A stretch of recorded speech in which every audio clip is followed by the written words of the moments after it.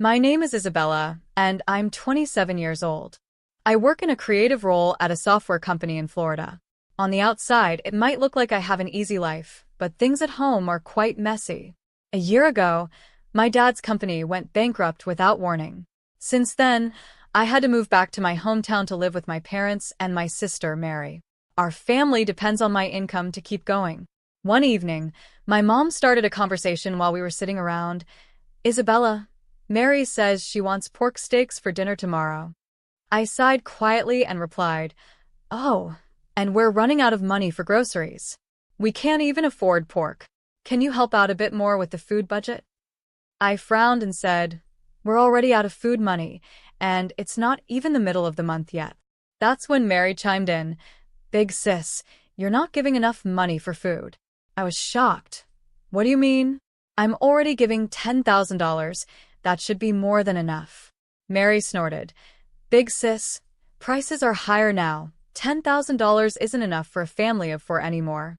I couldn't hold back my frustration. "Just $10,000?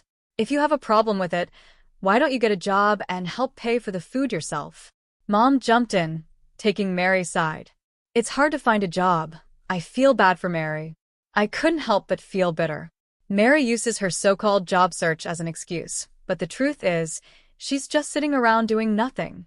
Plus, the money I give is secretly being passed to Mary as pocket money by my mom. "Enough," I finally said. "If it's so hard to manage, why don't we sell this house and move back to Grandma's hometown? Maybe we could find jobs there and life wouldn't be so tough." But Mom shut that idea down right away. "No way, I'm not going back to that town. My grandma owns a successful Italian restaurant in Miami where we could work and we'd have free pizza and pasta to eat. Life would definitely be easier. But Grandma is really strict, especially when it comes to making pizza. My mom hates this and doesn't want to deal with the hard work of making pizza. My dad always says, 'Why are we so quick to ask Grandma for help when we're supposed to be supporting ourselves?' That's just being spoiled." I wanted to scream inside. How can they say I'm spoiled when I'm the one paying for everything and my sister doesn't even want to work? Mary should get a part-time job, too. She's 25 and lots of people work part-time while looking for a full-time job. I suggested this, but my mom was quick to argue. "No, Mary helps around the house, so she doesn't have time for a part-time job." What? That made no sense to me. "What are you talking about? I've never seen Mary do any housework," my dad jumped in. "Mary carries the dishes to the sink after meals, and she does her own laundry. Sometimes, she even gives me shoulder massages." I could feel myself getting angry. The housework my dad mentioned is stuff even a little kid could do. Meanwhile, I wake up early every morning to make breakfast for the whole family and pack my dad's lunch. On top of that, I'm the one managing the household finances and taking care of the taxes. But still, my parents always favor Mary. They've treated her better than me since we were kids.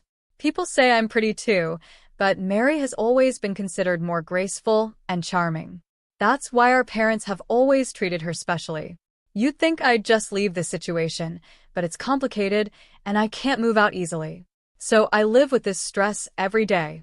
One day, time passed, and I didn't realize my sister had left the house. I thought she had just gone out like usual. But then the next day and the day after that, she was nowhere to be found. I started to get suspicious. Then, as I came home and was heading to my room, I overheard my parents talking in the living room. What I heard shocked me. "I can't wait for the souvenirs from Louisiana. Mary is really lucky right now, relaxing on the beautiful beaches and eating at fancy restaurants," my mom said. "I want to go to Louisiana too. Maybe we should all go together next time," my dad added. I couldn't stay quiet anymore. "Wait, what are you talking about? Are you saying Mary is in Louisiana right now?" I asked, confused. My parents looked at me, surprised. "Yes, that's right," they said. I couldn't believe it. "But how? She doesn't have any money. I've even been holding back from shopping or going out to save." "Oh, she won a trip in a sweepstakes," my mom explained. "Mary's always been lucky with stuff like that." Apparently, Mary had won a trip to Louisiana, and I had no idea. Surprised, I decided to just accept their explanation for now. But the next day, while I was at work, I got a call from a credit card company that I wasn't expecting. I don't usually use my credit card much, so when the company called to inform me of high charges over the past 4 days, I was shocked. I couldn't remember making any big purchases. Feeling nervous, I asked how much had been spent, and the customer support agent told me it was $20,000 over 4 days. Right away, I knew who was behind it. It had to be my sister, Mary, enjoying her trip to Louisiana. She may have won the hotel stay and plane tickets, but she still needed money for souvenirs and other things. Determined to find out the truth, I called her. "What's going on? Explain yourself," I said. "Oh, I'm surprised you called, sis. I thought you were waiting for your souvenirs," Mary joked. "Stop messing around. You've been using my credit card without asking, haven't you?" She didn't even seem to care. "Did you notice?" "It was an accident," she said casually, and my anger grew. I regretted not realizing sooner that someone had gone through my stuff. What were you thinking? Using someone's credit card without permission is a crime. It might be a problem if it was someone else's, but we're family, Isabella. You should really study up on these things, she replied. How could you spend $20,000 in just 4 days? That's a crazy amount of money. Well, besides the free flight and hotel, I had to pay for all the other activities, shopping, and meals. I went to fancy restaurants, bought some branded stuff, and took taxis. Before I knew it, I spent over $20,000. Spending that much money is just not okay, Mary. What were you thinking? Why are you so mad? I used the card because it was going to expire soon. That's all, sis. I'll leave the bill to you, she said cheerfully, then hung up the phone. I was left speechless. The whole thing was so sudden. After that, Mary kept trying to contact me, but I ignored her. Eventually, she left a message on my voicemail saying, I guess I really messed up this time. I'm so foolish. I couldn't help but laugh at how casual she was about it. Later that evening, when I got home, my parents rushed to greet me. Welcome back, they said. How can you act so calm? Mary's in a tough spot, my mom added. Why did you stop the card? She's in trouble. So what? She used my card without permission, so of course I stopped it, I replied. As soon as the credit card company called, and I noticed the charges I didn't recognize, I canceled the card right away. Apparently, Mary tried to use the card after it was blocked and panicked when it didn't work. She then took out her frustration on me, but since I kept ignoring her, she finally turned to our parents for help. Your sister's in trouble in another country, and you're not going to do anything? Are you still saying that? Just because we're family doesn't mean it's okay to use someone's card to blow $20,000.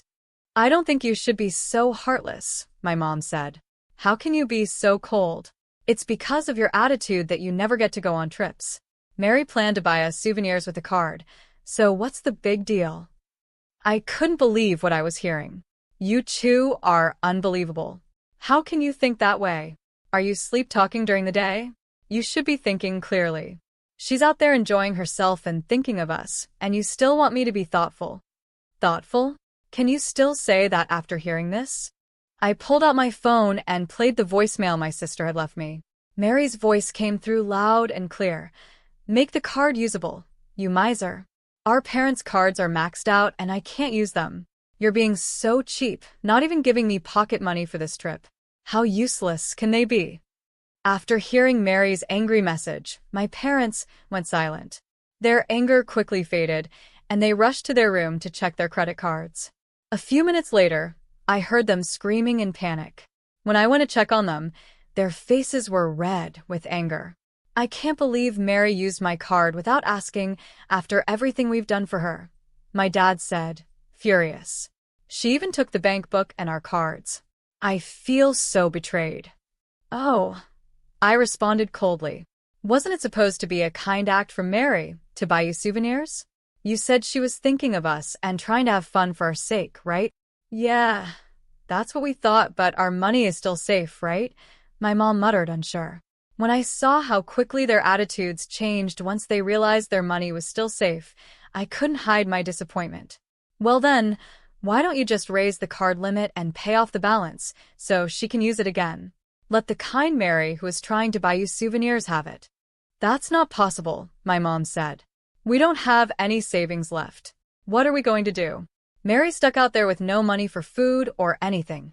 After the chaos, my dad suddenly turned to me. Isabella, please. We'll start fresh. We promise to work together to support this family. Please help Mary. What are you talking about? Does that include me now? I asked sarcastically. Moved by my dad's words, my mom knelt down in front of me. I was shocked for a moment, but then I couldn't help but laugh bitterly. It's a little late for apologies now, I said. But my mom continued, pleading with me earnestly. I swear I will change. I will do my best to support everyone from now on. I won't wrong you or her ever again. Despite everything, I couldn't stop laughing at the absurdity of the situation. As my parents went back to their room, I quietly took out my credit card, still unsure of what to do next. I had secretly discovered a credit card that still had a valid expiration date and hadn't been used. So I suggested, why don't you give this card to Mary and take a family trip together? My parents were thrilled by the idea. They immediately contacted my sister, and they all began to excitedly prepare for the trip. I even booked their flights to Louisiana online while watching them with a smile. After everything was set, I made a call to a certain number. 5 days later, when my parents and sister returned from Louisiana, Mary greeted me with, "Big sis, thank you for letting us enjoy Louisiana. It's rare for you to come pick us up. Are you expecting souvenirs?" Sorry, I didn't buy anything. It was clear they had a great time and had already forgotten to be thankful for my help. Seeing this, I knew it was time to put my plan into action. I could barely contain my excitement. Looks like you had a lot of fun. Was that the last big moment of your life? What do you mean by last? Mary asked, confused. Well, I've decided to sell the house, I said casually. I've already sent our belongings to the new place, and someone's coming to pick us up. My parents and sister were completely shocked. They noticed the for sale sign at the entrance of her home.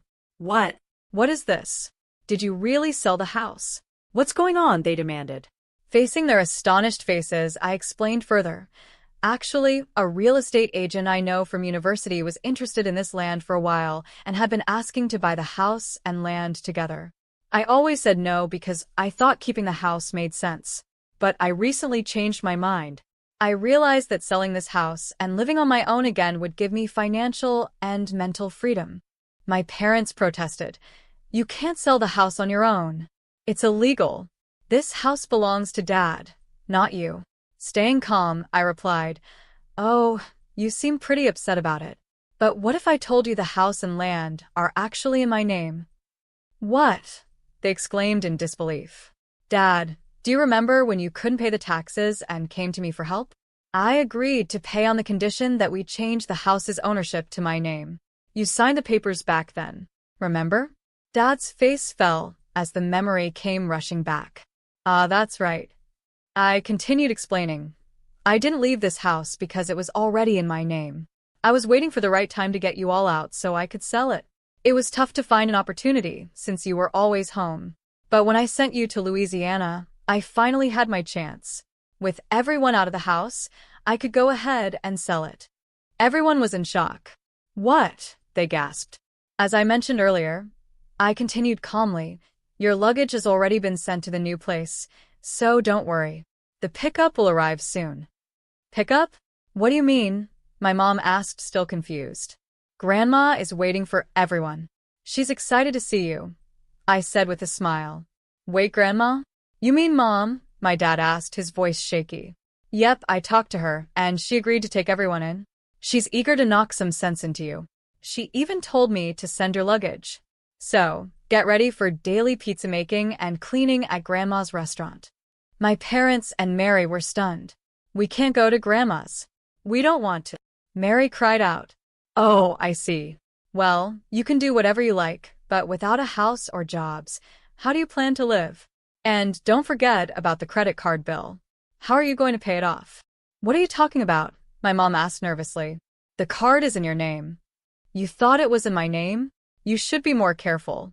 "The card is actually in someone else's name," I said. "No way," My mom's face went pale as she took out the card and checked the name. Her eyes widened. Wait, this card is in Mary's name? Exactly. The credit card I gave you was one I found in Mary's room.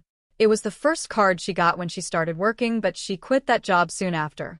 It seems she never used it. What? I've spent too much. What should I do now? My mom panicked. Well, since Mary's name is on the card, she has no choice but to pay it off. And you'll all need to work hard at Grandma's to cover your stay, without causing any trouble.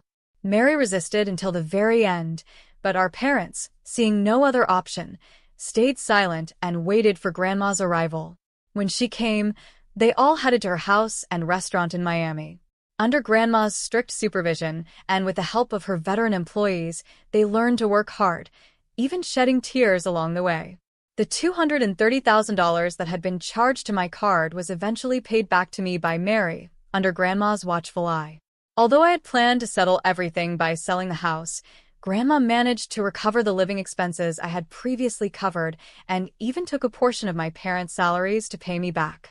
Later, I moved into an apartment closer to my job and was able to live alone again.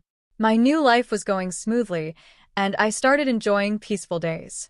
One evening, as I stood on my balcony, looking down at the city as the sun set, I felt a sense of relief from the pressure I had carried for so long. There was also a small feeling of loneliness. Just then, my phone rang, and I hesitated when I saw Grandma's name on the screen. "Hello, Grandma," I answered, and she asked how I was doing. "Yes, I'm fine," I replied. "That's good," she said. "Actually, I wanted to talk about Mary and your parents. They're starting to change, especially Mary. She's now helping a lot with the work. Your parents are also beginning to reflect on things." Grandma continued, "Isabella, I know it's been hard for you. I think I understand how you feel. Family can sometimes feel like a burden, but it's also something we should support. I hope you'll be able to forgive them someday." I listened to Grandma's words. I could hear the hesitation and worry in her voice, but there was also a strong sense of determination. "There's no rush," she said gently. "Take your time and think it over when you're ready." I nodded, even though she couldn't see me. "I understand, Grandma. I'll take my time and think about everything," I replied, and then I quietly hung up the phone. As I gazed out at the city, the sun dipped below the horizon, and the darkness of night slowly covered the skyline. A mix of emotions churned inside me.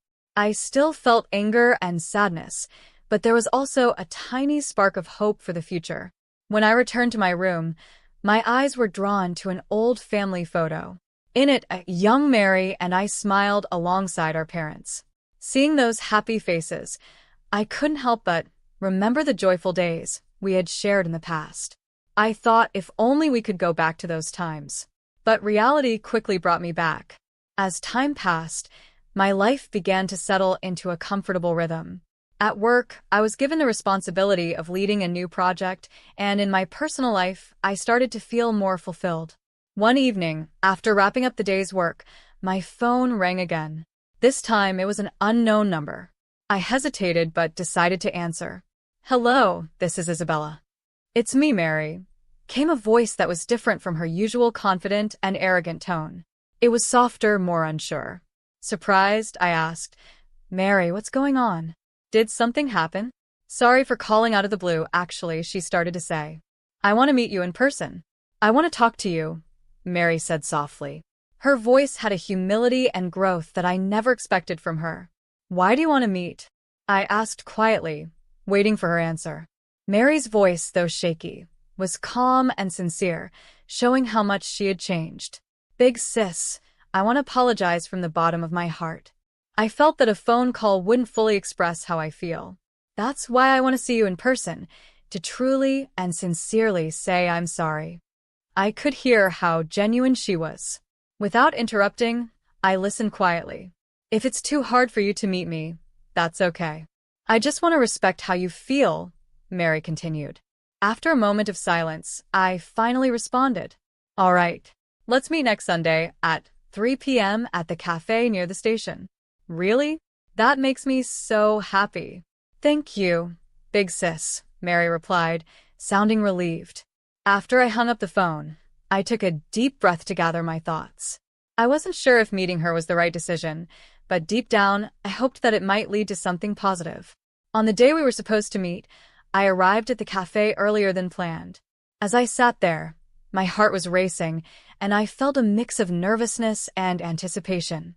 The clock seemed to move slowly, but eventually, the door to the cafe opened and Mary walked in. She looked different. Her face was free of makeup, her clothes were simple, and most of all, her eyes showed real change. She walked up to my table slowly and began apologizing right away. "Big sis, I am truly, truly sorry." In that moment, I could feel the change in her, and for a second, I wasn't sure how to respond. "Mary," I began, but she kept talking, holding back tears. "Working at Grandma's place made me realize how much I relied on you. I took you for granted all these years.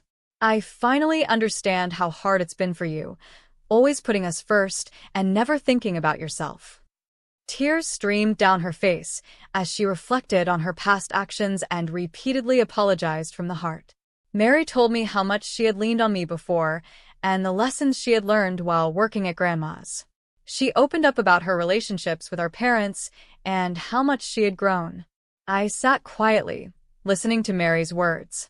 With each sentence, the anger and sadness I had held onto for so long started to fade away. As she continued talking, I could feel the heavy emotions inside me begin to lift.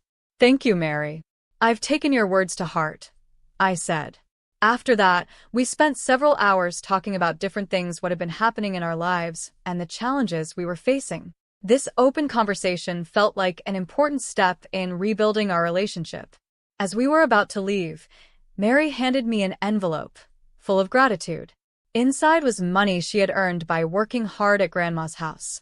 "This is just the beginning, but I'll keep doing my best," she said. As I took the envelope, I could feel how much she had grown, and it warmed my heart. Months later, I visited Grandma's house again and met my parents there. This time, they gave me sincere apologies, and I could see they had changed just like Mary. That evening, we all sat down for a family meal, something we hadn't done in a long time. I felt the warmth of being with family again. I knew I couldn't forgive everything right away, but seeing my family's efforts to change gave me hope for the future. Before I left, Grandma shared some wise words with me. "Isabella, you've grown strong, but as important as that strength is, don't forget the kindness you still carry. That's the most important thing." When Grandma hugged me, I couldn't hold back my emotions and started to cry. I felt like this was the beginning of a new chapter with my family, and the weight on my heart started to lift.